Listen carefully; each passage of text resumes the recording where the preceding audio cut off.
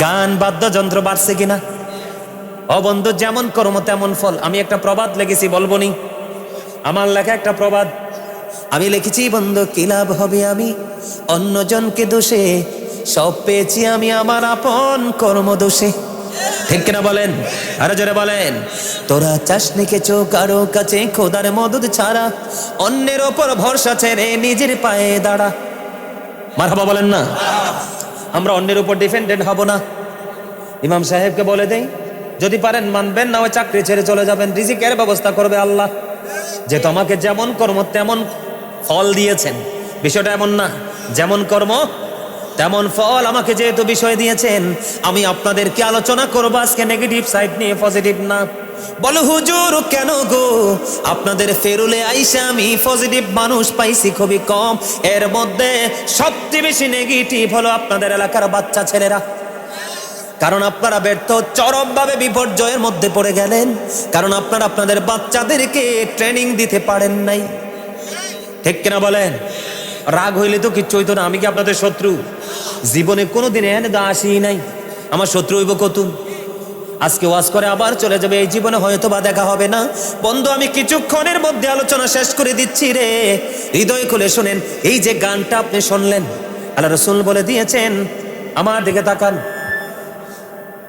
আল্লাহ রসুল বলে দিয়েছেন এদিক তাকান, মাঠে পানি দিলে যেমনি ফসল জন্ম হয়, নোংরা শব্দ দ্বারা গান লেখে ব্রেন পার্টি মিউজিক অ্যাড করে যারা ওই গান গাইছে, ওই গান থেকে বন্ধু মানুষের হৃদয়ে নোংরামি তৈরি হয়।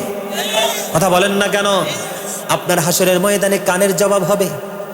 কান রে, তুমি কিভাবে ব্যবহার করেছো? কান সারা জীবন গান শুনেছে, বিপদে পড়ে যাবে। নাক রে, তুমি কিসের সুঘ্রাণ নিয়েছো, হালাল না হারাম? হাতকে বলবে হাত, তুমি কি স্পর্শ করেছো? পাকে বলবে পারে, তুমি কোথায় হেঁটে হেঁটে গিয়েছো?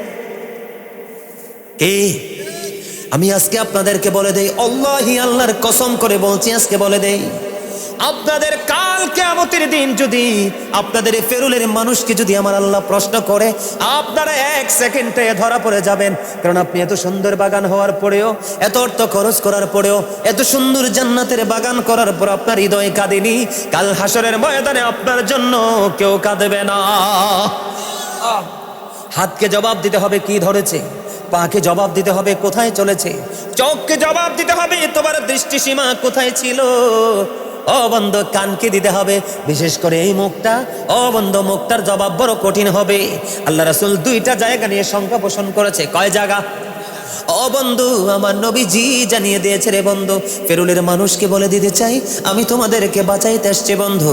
আল্লাহ রাসূল বলেছেন, যেই ব্যক্তি 2টা জায়গার দায়িত্ব নিতে পারবে রে, আমি নবী তার জান্নাতে দায়িত্ব নিয়ে নিব। জোরে জোরে বলেন না সুবহানাল্লাহ। আপনারা প্রশ্ন করেন, হুজুর হুজুর গো, এই 2টা জায়গা কি গো? আমার রাসূল বলে দিয়েছেন, এই 2টা জায়গা হলো এই মুখ এবং লজ্জাস্থান। রাসূল বলেছেন 2 ঠোঁটের মধ্যখান এবং 2 রানের মধ্যখান, তার মানে মুখ এবং লজ্জাস্থান।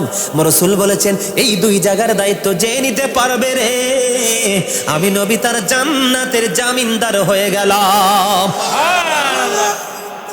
আল্লাহ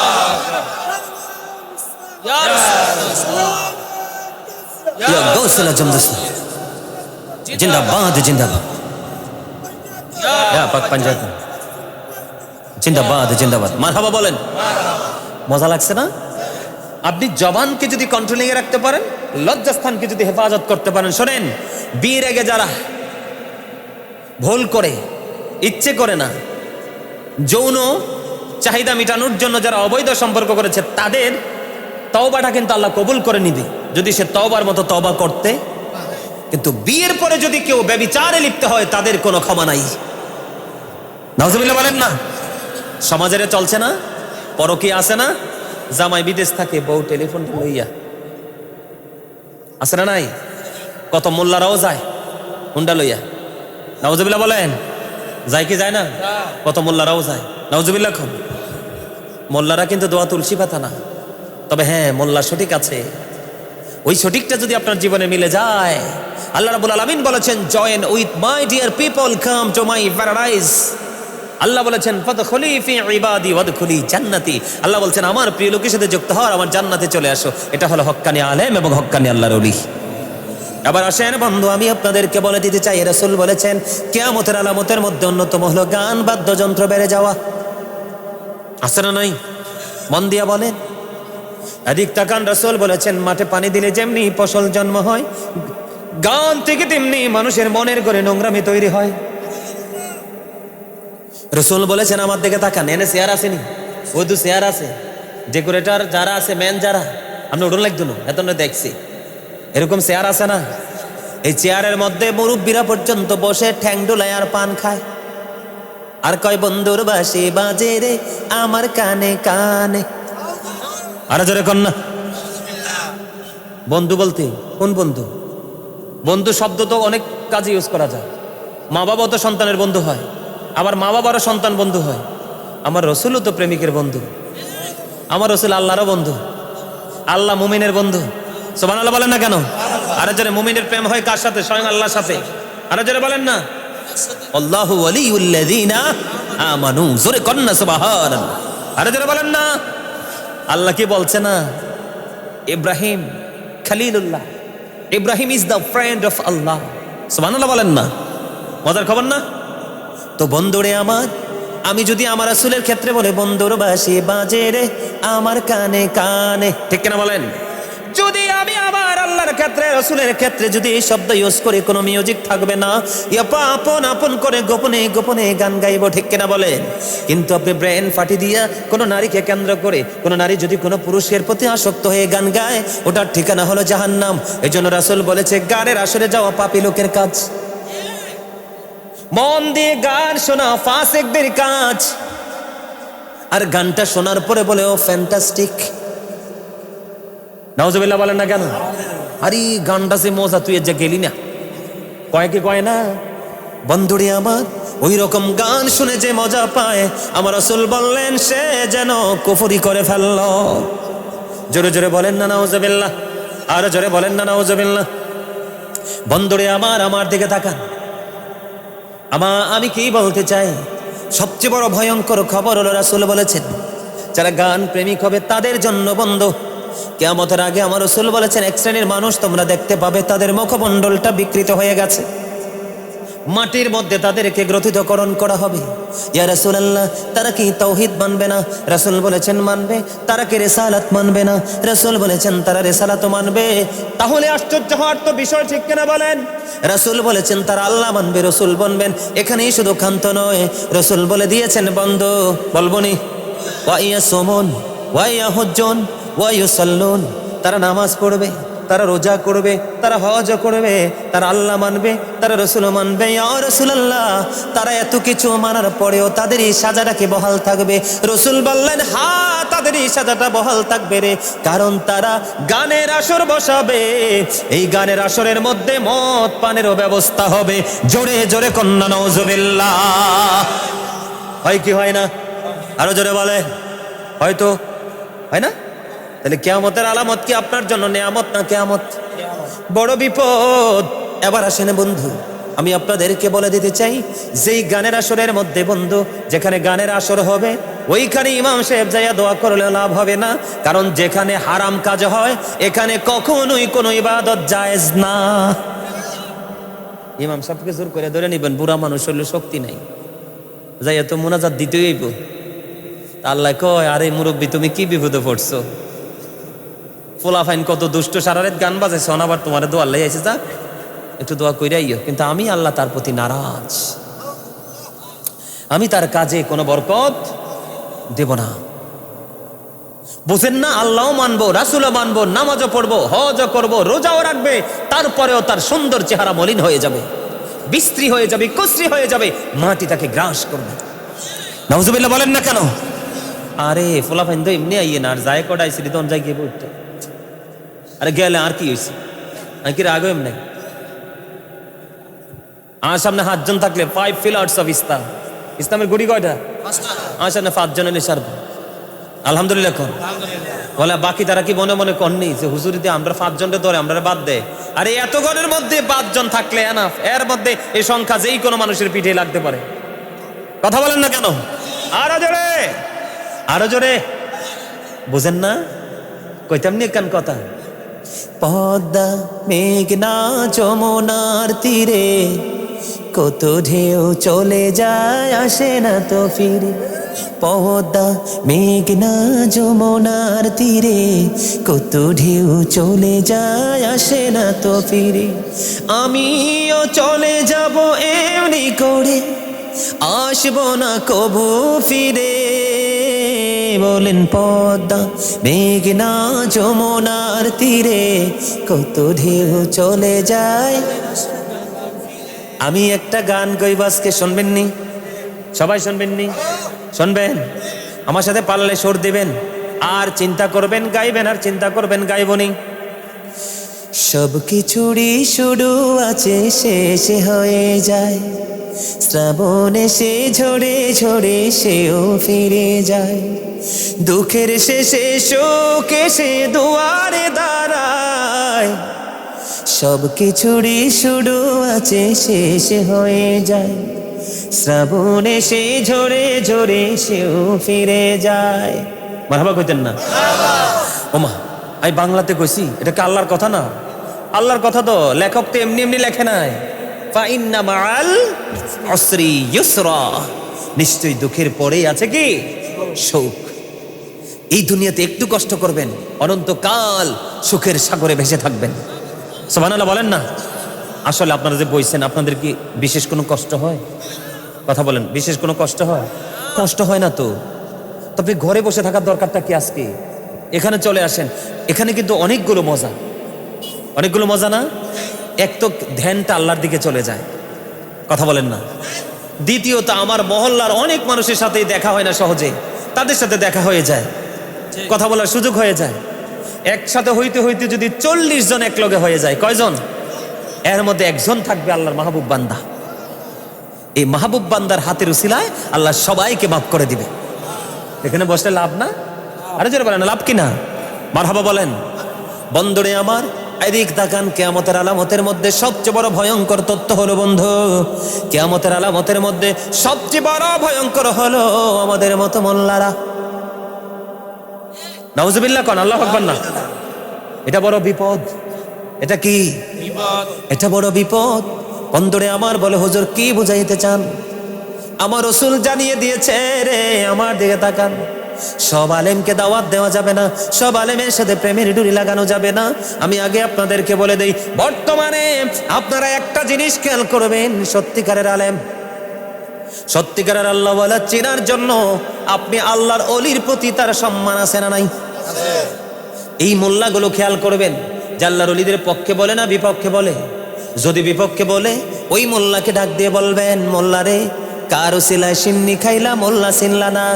এই বাংলাদেশে কোনো নবী আসে নাই, এসেছে আল্লাহর অলি। একজন ভণ্ড হতে পারে, কিন্তু একজনের জন্য সবাইকে তুমি এই তহমত দিতে পারো? কথা বলেন না কেন? বাবার ঘরে 6টা সন্তান হয়, একটা বেয়াদব হয়, একটা কি হয়? এই জন্য আপনি বাকি সব দিকেই সাজা দিতে পারবেন? কথা বলেন না? ঠিক তেমনি ভাবে কিয়ামতের আলামত আমি বুঝাইতে যাচ্ছি। এখন বর্তমানে সমাজ নষ্ট হওয়ার পিছনে, মানুষ বন্ধু নষ্ট হওয়ার পিছনে একদল আলেম দায়ী। এখানে যুবকরা তোমরা আছো, কয়দিন আগে তোমরা দেখছো নি ময়মনসিংহের ওইদিকে একজন মসজিদের ইমাম সাহেব গোপনে মানুষের কাছে সুদে টাকা লাগাইছে? ভিডিওটা দেখছেন নি? সুদের টাকা ওই মহিলা দিতে পারে না। ও বন্ধু, সুদখোর ইমাম সাহেব তার লাঠিয়াল বাহিনী নিয়ে মহিলার ঘর ভেঙে নিয়ে আসছে। ভিডিওটা আপনারা দেখেন নাই? দেখছো না? আমি নিজে চোখে অনেকবার দেখেছি বন্ধু, সে মসজিদের ইমাম সাহেব কত বড় দুষ্ট হতে পারে, কত বড় ইমাম নামের কলঙ্ক হতে পারে। বলে হুজুর কেন গো? আমার রাসূল বলে দিয়েছেন কিয়ামতের আলামতের মধ্যে একটা শ্রেণী হবে মোল্লারা, তারা মন গড়া ফতুয়া দিবে, সুবিধাবাদী হবে। এখন সুবিধা আছে না নাই? কথা কন না কেন? আসেনি? তাদের থেকে ফিতনা বের হবে বন্ধু। কি বের হবে? কিয়ামতের আলামত নিয়ে কথা বলতেছি। আপনি পথভ্রষ্ট হবেন না কখন? যখন আপনি যোগ্য দক্ষ আহলে সুন্নাত ওয়াল জামাতের অন্তর্ভুক্ত আলেমের পিছনে আপনি নামাজ পড়বেন। তখন দেখবেন সমাজের মধ্যে সুদ, ঘুষ, অন্যায়, অপরাধ ধীরে ধীরে তিলে তিলে সব কিছু আল্লাহ রাব্বুল আলামিন আউট করে দিবে। কারণ বন্ধুরে আমার, হক্কানি আলেম যে এলাকায় কদম দেয়, আল্লাহ কমপক্ষে 40 দিন ওই গ্রামবাসীর কবর আযাব বন্ধ করে দেয়। সুবহানাল্লাহ বলেন না কেন? আর জোরে বলেন না সুবহানাল্লাহ। বন্ধুরে আমার দিকে তাকান, তাদের থেকে ফিতনা বের হবে। এখন অলরেডি মোল্লারা, ও বন্ধু আমার দিকে তাকান, যে ইমাম সাহেব দেখবেন সমাজের ধনী লোকের পা চিপে, সমাজের ধনী লোকের মাথায় দেখবেন কি দে তেল দেয়, অথচ সে বাটপার, আছে না নাই? এই সমস্ত ইমামের নামাজও হবে না। ও বন্ধু, তার পিছনে যারা নামাজ পড়বে তার নামাজও হবে না। যে ইমাম সাহেব মসজিদের সভাপতি, সেক্রেটারি, মুতাল্লি, ক্যাশিয়ার, যেই কোনো একজন দুষ্ট লোকের কথায় উঠবে বসবে, সে কখনো ইমাম হতে পারে না। ইমাম সাহেবকে ভয় পাবে মসজিদের সকল মুসল্লি। কারণ সে হচ্ছে নেতা, সে হচ্ছে ইনস্ট্রাকশন দাতা, সে হলো টিচার। কথা বলেন না কেন? সে এমন একজন টিচার, আপনার অসুন্দর চরিত্রকে সুন্দর করে দিবে। আপনি তাকে প্রেসার ক্রিয়েট করতে পারবেন না। রাসূল বলে দিয়েছেন, মন গড়া ফতোয়া দেওয়া ফিতনাবাজ মোল্লা বের হয়ে যাবে। এখন আপনারা খেয়াল করে দেখেন, পাড়ায় পাড়ায়, মহল্লায় মহল্লায়, ও বন্ধু দুনিয়া লোভী মোল্লা বাইরেছে। দেখেন নাই? আল্লাহরে কইছে আল্লাহ নাকি সর্বশক্তিমান না? নাউজুবিল্লাহ। শোনেন নাই আপনারা? আবার কইছে না সূর্য নাকি দাঁড়াইয়া থাকবো? আরো জোরে কন্যা। আবার কইছে না অমুক প্রতীকে ভোট দিলে জান্নাত সুনিশ্চিত?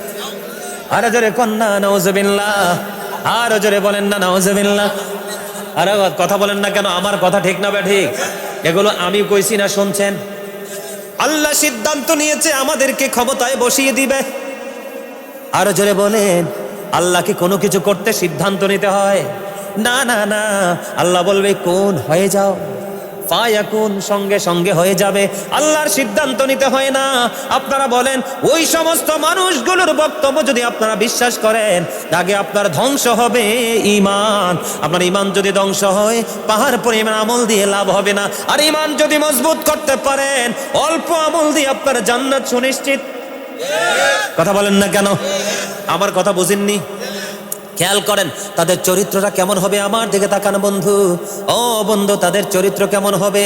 বন্ধুরে আমার, তাদের চরিত্র বলছে, রাসূল বলেছেন তাদের কথা হবে মধুর চাইতে মিষ্টি। তাদের চরিত্র হবে ফেরাউনের মতো, তাদের হিংস্রতা হবে বাঘের মতো। আমার দিকে তাকান, তাদের রোজা দেখলে তোমার রোজাকে তুচ্ছ মনে হবে। তাদের নামাজ দেখলে তুমি মনে করবে তোমার নামাজ হচ্ছে না। নাউজুবিল্লাহ বলেন না। তারা অনেক বেশি দুনিয়ালোভী হবে, দেখতে তারা স্মার্ট হ্যান্ডসাম হবে।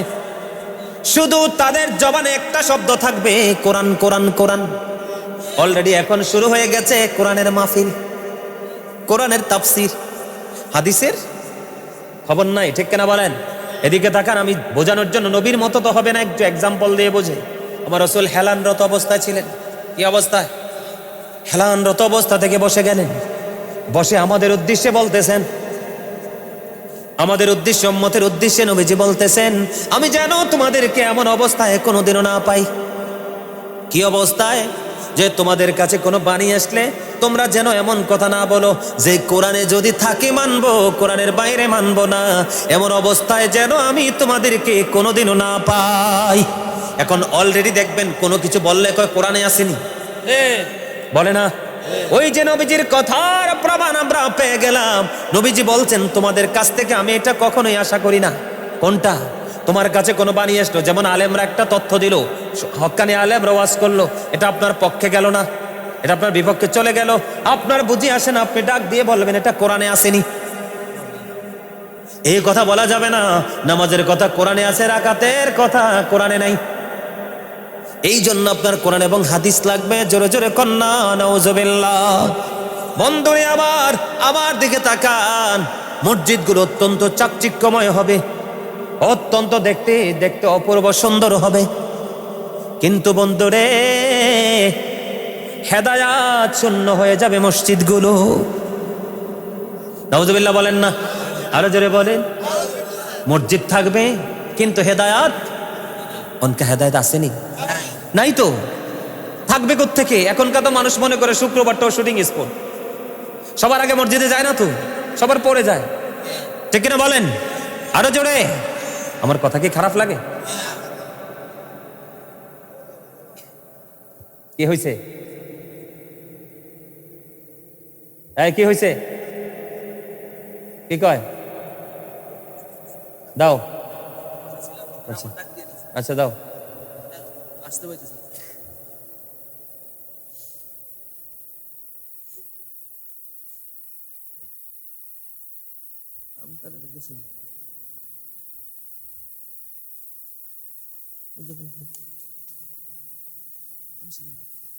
ক্যাডারে প্রশ্নটি দিছ? হ্যাঁ, তোমরা যারা প্রশ্নটা আমাকে করেছো তোমরা এখানে আসো। তোমরা অত্যন্ত চমৎকার প্রশ্ন করেছো, আমি উত্তর দিব অত্যন্ত গঠনমূলক ভাবে।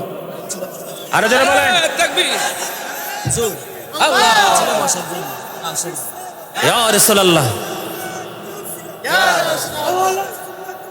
জিন্দাবাদ জিন্দাবাদ। তোমরা যারা জিন্দাবাদ জিন্দাবাদ।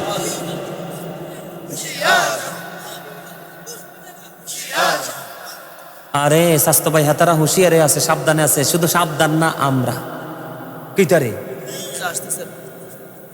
শুধু সাবধান না আমরা। যদি আমরা সাবধান থাকতাম তাহলে আমাদের এই মাজার ভাঙতে পারতো?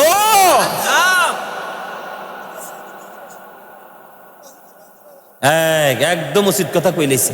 বইয়েন দারুণ একটা বিষয় দিয়েছেন, সে বিষয়ের উপর আমি গঠনমূলক আলোচনা করব। কে বলে আপনাদের সমাজে যুবক নাই? সচেতন যুবক আছে, পেয়ে গেছি। মারহাবা বলেন আরো জোরে, আরে আরো জোরে।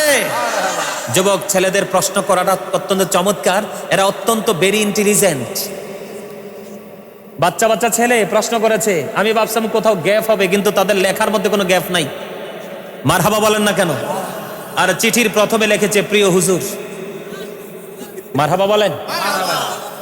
শোনেন, বুদ্ধি কিন্তু বয়সে হয় না। বুদ্ধি কি হয় না? সালাম দিছে, তারাও সালাম দিছে। সালাম আমি এখন দিব না, পরে যখন প্রশ্নের উত্তর দিব তখন আমি সালাম দিব, তখন সবাই মিলে সালামের জবাব দিবেন। যাক, সালামের কথা যেহেতু আইসা পড়ছে, ওরা সবাই সালাম দিছে, ওরা আমাকে সালাম দিছে আসসালামু আলাইকুম, আপনারা সবাই বলেন ওয়ালাইকুম আসসালাম। এবার প্রশ্নের উত্তরে যাব পরে, আগে আলোচনাটা, এই আলোচনাটা শেষ করি। থাকবেন তো? মারহাবা বলেন আরো জোরে। তাহলে কি হয়ে গেল বন্ধু? মসজিদগুলো সুন্দর হয়ে গেল, মসজিদগুলো ডিজিটাল হয়ে গেল।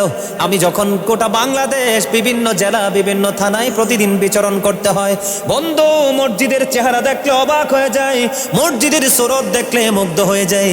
ওই দিন ফজরের নাজান হয়ে গেল, খেয়াল করেন, বিশাল মসজিদ, দৃষ্টিনন্দন মসজিদ। মসজিদে দেখলাম অত্যন্ত ডিজাইনেবল মসজিদ, যেটা সহজেই চোখে পড়ে না। হাইওয়ে রোডের পাশে, বুঝছেন নি, ফজরের আজান হয়ে গেল। আমাদের চিন্তা হলো একটা ভয়ঙ্কর জায়গার মধ্যে আমরা ছিলাম, এই জায়গাটা অতিক্রম করার পরে আমরা নামাজে দাঁড়াবো। বন্ধু, আমি ওই মসজিদের দিকে নজর দিয়ে চাইয়া দেখলাম সর্বোচ্চ হুজুরের পিছনে 5-6 জন, অথচ এই মসজিদের মধ্যে মুসল্লি জায়গা হবে হাজার হাজার। তাহলে নবীজির কথার বাস্তবতা মিলে গেছে বন্ধু। মসজিদগুলো অত্যন্ত সুন্দর হবে, অত্যন্ত ডিজাইনেবল হবে, অত্যন্ত দৃষ্টিনন্দন হবে, কিন্তু মুসল্লিগুলোর দৃষ্টিনন্দন হবে না, হেদায়েত শূন্য হয়ে যাবে। মসজিদ আছে ঠিকই, বয়ান আছে ঠিকই, কিন্তু হেদায়েত নাই। নাউজুবিল্লাহ বলেন না। আল্লাহ রাসূল বলে দিয়েছেন বন্ধু, হৃদয় খুলে শোনো গো, শুধু কোরআনই থাকবে, কোরআনের শুধু পেজগুলো থাকবে, সত্যিকারের কোরআনের তেলাওয়াত করনেওয়ালা থাকবে না। ইমাম কোরআনে হাফেজ বন্ধু, তার এই হাফজটাকে, তার এই সিনাটাকে ব্যবসা হিসাবে নিয়ে নিয়েছে। নাউজুবিল্লাহ বলেন না কেন? ভুল বললাম নাকি? আমি আমার ব্যক্তিগত অভিজ্ঞতা এবং হাদিস থেকে বলছি। আল্লাহ রাসূল হাসরের ময়দানে হাফেজ সাহেবকে প্রশ্ন করবে, হাফেজ সাহেব আপনি কোরআন মুখস্থ করেছিলেন কেন? কয় আল্লাহ গো, কেন? মানুষকে শেখানোর জন্য। আল্লাহ বলবে, সিপাহী সিকিউরিটিকে বলবে, এরে অ্যারেস্ট করো। নাউজুবিল্লাহ বলেন না। কি করো? এরে অ্যারেস্ট করে ফেলো। কেন গো তাকে অ্যারেস্ট করতে হবে? বন্ধু, সে তো আজকেও মিথ্যা কথা কয়, কারণ সে কোরআন যখন পড়েছিল তার উদ্দেশ্য ছিল একটা মাদ্রাসা দিবে। কি দিবে? মাদ্রাসা দিবে। আর ওই মাদ্রাসা থেকে বন্ধু ব্যবসা চালাবে, টাকার পাহাড় গড়বে। এটা বিশেষ করে ও বন্ধু আপনারা দেখবেন আমাদের বাংলাদেশের মধ্যে বর্তমানে তৌহিদি জনতার নামে যারা মাজার ভাঙতেছে, বাড়িঘর পড়তেছে, চুরি করতেছে, ডাকাতি করতেছে, রাস্তাঘাটে মানুষ মারতেছে, তাদের মধ্যে হলো এই ব্যবসায়িকটা বেশি। আরো জোরে বলেন ঠিক কিনা? আপনারা, আমি প্র্যাকটিক্যালি বলি, ওই দিন আমি কোটবাড়ি বিশ্ব রোড দিয়ে যাচ্ছিলাম, রাত্র বাজবে প্রায় 2 থেকে 2:30টা। কি আপনারা খেয়াল করবেন, তৌহিদি জনতার মাথায় থাকে বোসা টুপি। কি টুপি? আগাছাড়া টুপি। কথা কন না কেন? এটা একবারে মাথার সাথে লাগানো থাকে। যাওয়ার সময় কোটবাড়ি বিশ্ববিদ্যালয়ের এরিয়াটার মধ্যে যখন আসলাম, বন্ধু বিশ্বাস করেন আমি অবাক হয়ে গেলাম, একেবারে আশ্চর্য হয়ে গেলাম। ছোট্ট ছোট্ট বাচ্চা বাচ্চা ছেলেরা মাদ্রাসা থেকে বের করে দিছে। ও বন্ধু, তারা রাত্র গভীরে বিভিন্ন পোস্টারের উপরে পোস্টার লাগাচ্ছে। আপনার বাচ্চাকে দেওয়া হয়েছে কিসের জন্য? দিনের শিক্ষা দেওয়ার জন্য। কথা বলেন না কেন? আরো জোরে। আরেক মায়ের বাচ্চাকে আপনি রাস্তায় নামিয়ে দিলেন ঠান্ডার মধ্যে। নিজের সন্তান ঘরে, থ্যাংক ইউ, একদম সত্য কথা বলছেন। এদেরকে চিনে রাখবেন, আহলে সুন্নাত ওয়াল জামাতের মাদ্রাসার স্টুডেন্টরা কোনোদিন রাস্তায় নামে না ভিক্ষার জন্য। কথা বলেন না কেন? ভিক্ষা হালাল কাজ, তবে সর্বনিকৃষ্ট হালাল। করায় কি করায় না? কারণ এদেরকে তো শিক্ষাটা দেওয়া হয় ওইভাবে। বাচ্চা কাচ্চা মাদ্রাসায় পড়াতে হবেন। আজকে তাদের কারণে আমাদেরকে মানুষ জঙ্গি বলে। কথা বলেন না কেন? বলে কি বলে না? রাস্তাঘাটে মারামারি করছে না, আগুন দিয়ে পোড়াইছে না, পায়জামা পাঞ্জাবি লাগায় না। আজকে বেঈমান কাফেরদের কাছে আমরা তামাশার দিনে জঙ্গি হিসাবে উপাধি পাইছি। নাউজুবিল্লাহ বলেন না কেন? হাফেজ সাহেবকে প্রশ্ন করা হবে, কেন করেছিলেন? তিনি বলবে, আল্লাহ আমি নিজে তেলাওয়াত করবো, অন্যকে শিখাবো। আল্লাহ বলবে, না না না, মিথ্যাবাদীকে অ্যারেস্ট করো, তাকে জাহান্নামের নিকৃষ্ট জায়গায় নিয়ে যাও। আর সত্যিকার অর্থে যদি কোরআনে হাফেজ হয়, মদিনাওয়ালার প্রেমিক হয়, বন্ধু আমি যে আজকে মাহফিলে আসছি, আপনারা তো হাদিয়া এমনিতেই দিবেন, ঠিক কিনা বলে? হয়তো কম না হয় বেশি, তাই তো? কথা বলেন না কেন? আমি কিন্তু এক জীবনে কারো কাছ থেকে হাদিয়া বন্ধু চাইয়া নিতাম না। আমার মায়ের নির্দেশ ছিল, কারো কাছ থেকে মাহফিলে হাদিয়া চাইয়া নিতে পারবা না। বলে, হুজুর কেন চান? যেই মাহফিলে চাই না সেই মাহফিলে কোনো ধরনের ইজ্জত করে না। কথা বলেন না কেন? বছরের পর বছর অক্লান্ত পরিশ্রম করে পড়াশোনা করে মা বাপ অনেক অর্থ ব্যয় করে আলেম বানায়, ঠিক কিনা বলে? আপনি মূল্যায়ন করবেন না তো নিজের ইজ্জত তো নিজেই ছিনিয়ে নিতে হবে, ঠিক কিনা বলে? এবার তাকে অ্যারেস্ট করা হবে। আর যদি সত্যিকারের কোরআনে হাফেজ হয়, আল্লাহ নবীর প্রেমিক ইমানদার হাফেজ হয়, তার ফ্যামিলির 10 জন মানুষ জাহান্নামী বলে ঘোষণা হয়ে গেছে।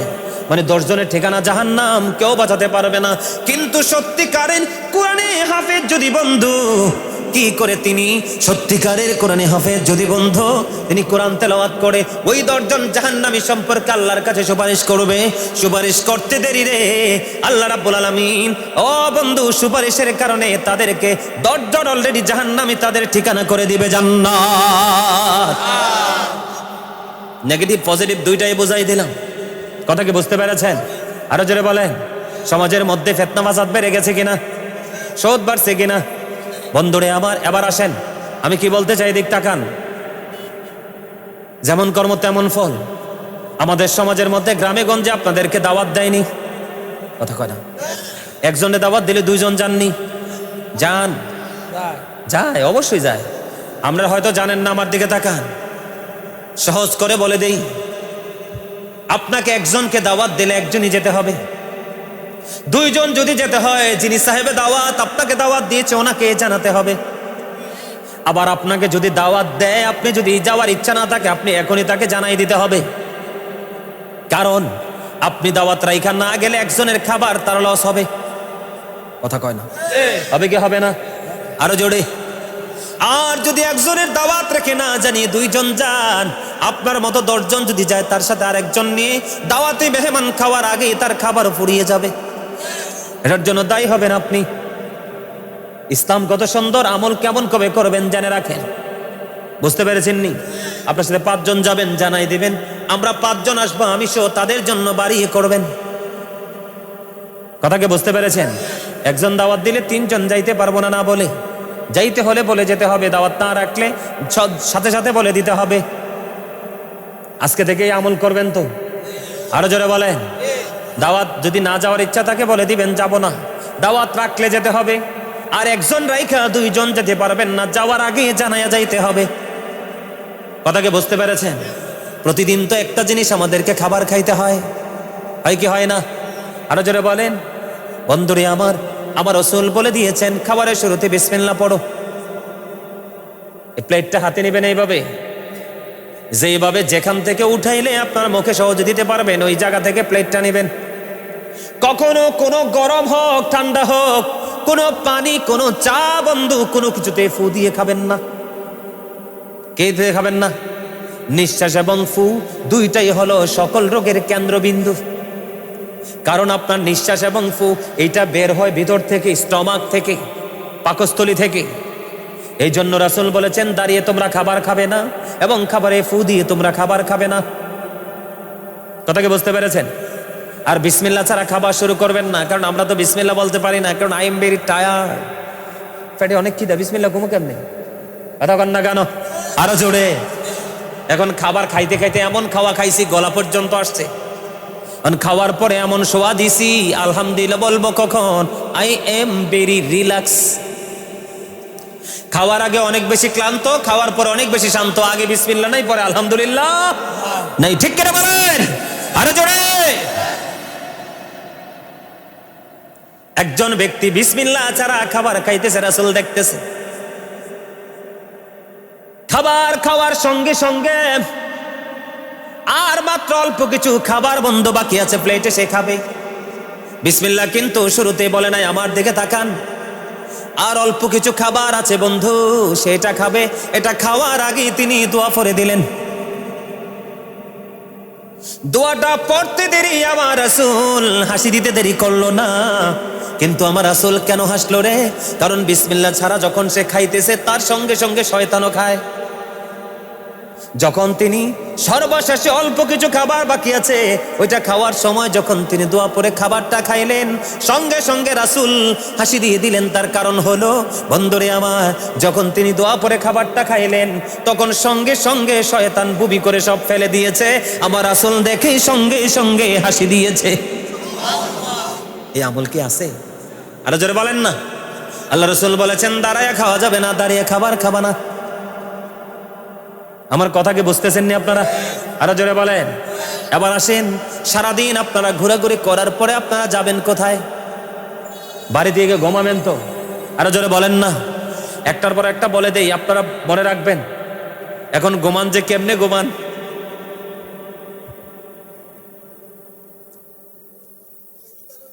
এই দানো লয়নি, শুইছে, শুয়া কয় ফেসবুকটা একটু ওপেন করে দেখি।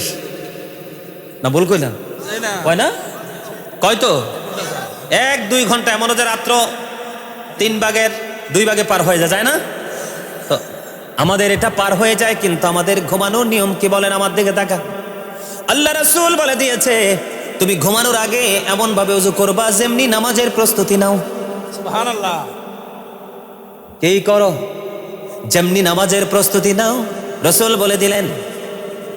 এরপরে শোয়ার পরে তুমি ডান কাতে শুইবা। কি করবা? দোয়া আসেনি শোয়ার পরে? কি? আল্লাহুম্মা বিসমিকা আমুতু ও আহিয়া, আছে না নাই? আরো জোরে বলেন। এরপরে রাসূল মজার খবর দিয়ে দিয়েছে, কিন্তু শোয়ার আগে তুমি একটা কাজ করো। রাসূল গো, কি কাজ করব? রাসূল বললেন তুমি 4000 দিনের সাদকা দিয়ে ঘুমাও, একটা কোরআন খতম পড়ে ঘুমাও, জান্নাতের মূল্য দিয়ে ঘুমাও, একটা হজ করে ঘুমাও, বইয়ের বিবাদ মিটাইয়া ঘুমাও। হযরতে আলী বললেন নবী গো, এটা কেমন করে সম্ভব? আমার দিকে তাকান, ঘুমানোর আগের প্রেসক্রিপশন 4 বার সূরা ফাতিহা পড়ে ঘুমাও, তোমার আমল নামায় 4000 দিনের সাদকার সওয়াব চলে আসবে। সুবহানাল্লাহ, সুবহানাল্লাহ বলেন না। এরপরে রাসূল বলে দিলেন বন্ধু তুমি 3 বার সূরা ইখলাস পড়ো, বিসমিল্লাহর সাথে একটা কোরআন খতমের সওয়াব মিলে যাবে। সুবহানাল্লাহ। ও বন্ধু তুমি 3 বার দুরূদ শরীফ পড়ে ঘুমাও, জান্নাতের মূল্য আদায় হয়ে যাবে। 10 বার আস্তাগফিরুল্লাহ পড়ে ঘুমাও, তাহলে তোমার উভয়ের বিবাদ মিটানোর সওয়াব মিলে যাবে। 4 বার কালেমা তামজিদ পড়ে ঘুমাও, তাহলে তোমার আমল নামায় একটা হজের সওয়াব চলে আসবে। সুবহানাল্লাহ। আরো জোরে কোন না। খবর মজার কিনা? বুঝে আসে না? অনেক মজার খবর। এবার আপনি ঘুমিয়ে গেলেন, কি করলেন? ঘুম থেকে জাগলেন, জাগার পরে আপনি কি বলবেন জানেননি? আলহামদুলিল্লাহিল্লাযী আহিয়ানা বাদা মা আমাতানা ওয়া ইলাইহিন নুশুর। এই সিস্টেমে ঘুমায়নি কেউ? কইতে ঘুমাইবো ফোলাপান, যে দুফঙ্গট হইছে ফোলাপান এটি 2-4 জন ঘুমায় এত কোটি কোটি মানুষের ভিতরে। এই আপনার ঘরে ফ্যামিলিতে সদস্য আছে 15 জন, কয়জন কামাই করে? একজন। কয়জন? ফ্যামিলি ভালো চলবো? ভালো খাইতে পারবেন? ভালো পোশাক করতে পারবেন? পারবেন না তো, কারণ আপনার 11 জনই তো বেকার, একজন মাত্র কাজ করে। আর 11 জন যদি কামাই করে